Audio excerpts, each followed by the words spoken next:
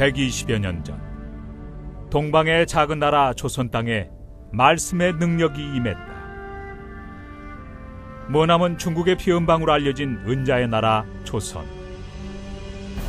구한말의 혼탁한 상황 속에서 그 땅을 사모하는 몇몇 선교사들의 기도가 있었지만 그 문은 쉽게 열리지 않았다. 조선의 영혼을 깨우는 말씀의 역사, 그것은 오히려 한반도 바깥에서 먼저 시작되었다.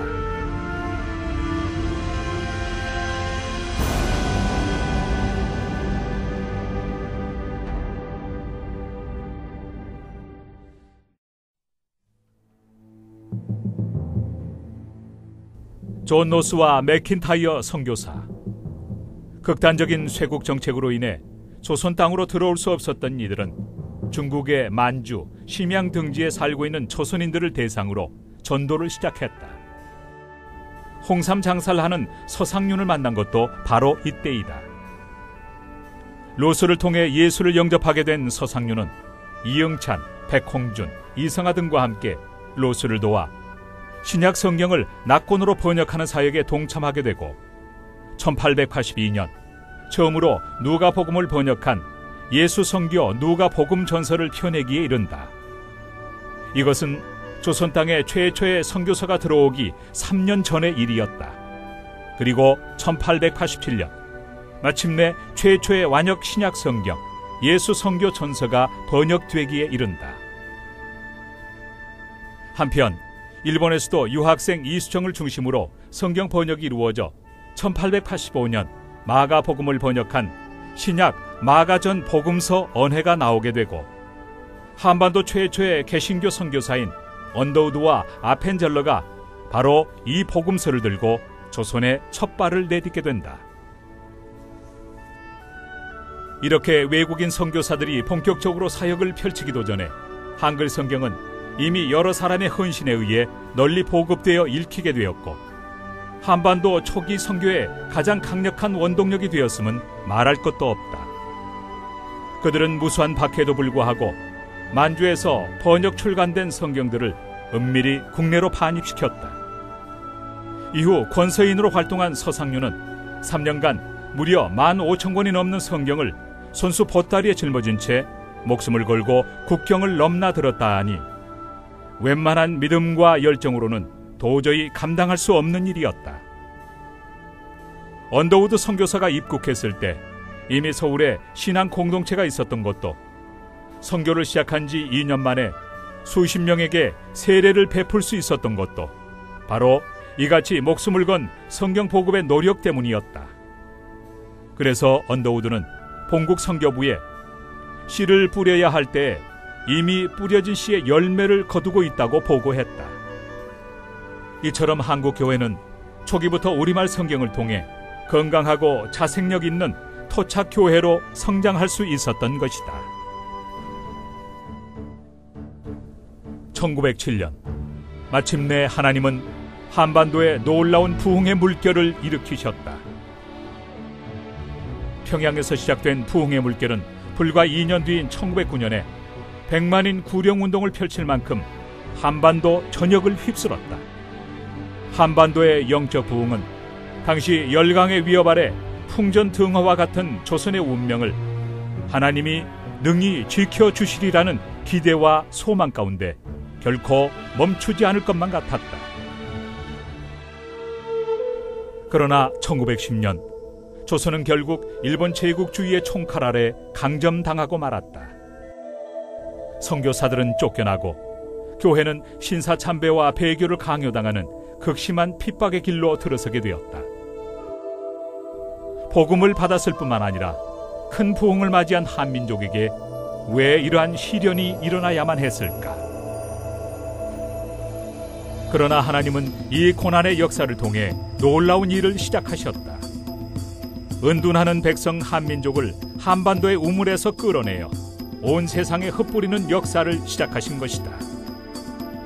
당시 일제의 침탈로 인해 한반도를 떠난 한민족의 수는 역사상 전례를 찾을 수 없는 엄청난 규모였다. 그러나 그것은 시작에 불과했다.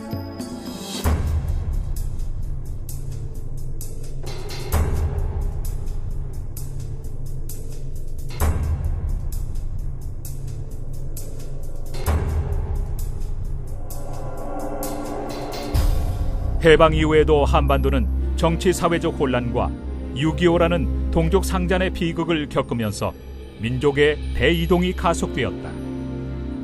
남북의 분단 이후 군사 독재와 베트남 전쟁의 상황 속에서 북미주 이민의 물결, 간호사와 광부들의 유럽 진출, 중남미 농업 이민, 원양어업과 해외 투자, 중동 건설, 해외여행 자유화의 물결을 타고 일어난 대규모 유학과 어학 연수, 그리고 최근의 동남아 은퇴 이민에 이르기까지 실로 지난 100년은 한민족 분산의 시기였다.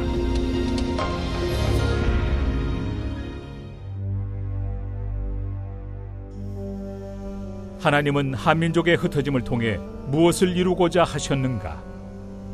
그것은 하나님께서 팔레스틴 지역을 떠나 흩어져 살던 유대인 디아스포라들을 사용하신 섭리에서 그 해답을 찾을 수 있다. 하나님은 바벨론을 비롯한 강대국들의 침략을 통해 이스라엘을 이방 가운데 흩뿌리심으로 하나님 나라의 추수를 준비하셨다. 디아스포라는 바로 하나님의 추수를 위한 씨앗이었던 것이다. 유대인 디아스포라는 그 고통의 과정을 통해 유대적 배타성을 벗고 코스모폴리탄으로 거듭남으로써 예수 그리스도의 오심과 사도행전의 선교 시대를 준비할 수 있게 되었다. 바울과 바나바, 실라, 누가, 디모데, 아볼로 등 수많은 사도행전의 주역들이 바로 디아스포라였다. 그리고 하나님은 유대인만큼이나 자기 중심적인 한민족을 선교적 도구로 사용하기 위해 동일한 일을 행하셨다. 선교를 위해 택함받았으나 순종하지 않았던 이스라엘을 흩어 사고와 체질을 바꾸심으로 사도행전 시대를 준비하신 하나님은 복음적 부흥을 경험한 한민족을 흩으심으로 한민족 선교 시대를 준비하셨다. 바울과 바나바 등 초대교회 선교사들이 가는 곳마다 유대인 디아스포라 네트워크가 선교의 교두보 역할을 감당했던 것처럼 지구촌 곳곳에 형성된 한인 디아스포라 네트워크는 1970년대 이후 지속되고 있는 한민족 선교 부흥을 예비하신 하나님의 보석이었다. 하나님께서 선교를 위해서 우리 민족을 흩어놓은 것이 너무도 분명하고, 중국과 일본보다 우리가 100년 이민 역사가 늦는다고 하지만 그래도 하나님께서 그렇게 특별한 섭리 가운데 우리 민족을 흩어놓으시고 세계를 선교하게 하시는 그런 뜻을 저희들이 생각하면서, 저는 이민교회의 사명은 오직 그 하나님의 뜻에 저희들이 맞춰 사는 데 있다고 생각을 해서 거기에 포커스를 맞추고 있습니다. 2000년 전 사도행전의 주역이 유대인 디아스포라였듯이 이제 신사도행전의 역사를 위해 한인 디아스포라가 쓰임받을 때이다. 한인 디아스포라는 불행한 역사의 희생물이나 아메리칸 드림과 같은 성공의 추종자들이 아니라 하나님 나라의 추수를 위해 하나님께서 의도적으로 뿌리신 씨앗이었음을 깨달아야 한다. 성경의 출애굽기 19장 5절 6절에 보면은 이제 하나님께서 우리를 나의 소유된 백성이라고 말씀을 하시거든요.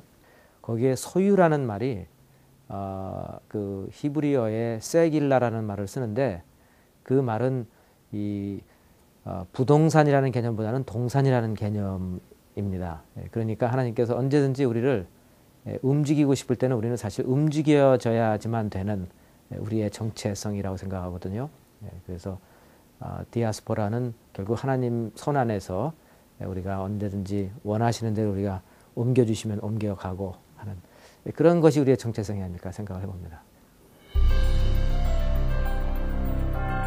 현재 아시아와 남미 등 비서구 지역의 교회들은 오랫동안 선교의 대상이었지만 이젠 선교의 새로운 동반자로서 역할을 확대해 나가고 있다. 선교의 마지막 세기로 예견되는 21세기 선교의 주역은 누구일까? 하나님은 지난 한 세기 동안 한국을 비롯한 많은 비서구 교회에 놀라운 부흥을 일으키셨고, 이제 그들을 통해 하나님 나라의 추수를 이루기 원하신다.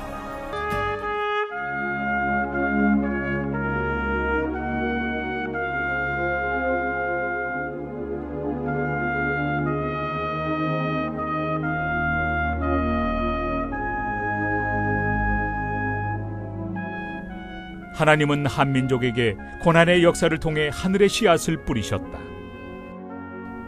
고요한 아침의 나라로부터 흩어진 씨앗들은 이제 열방의 열매를 가지고 돌아오게 될 것이다.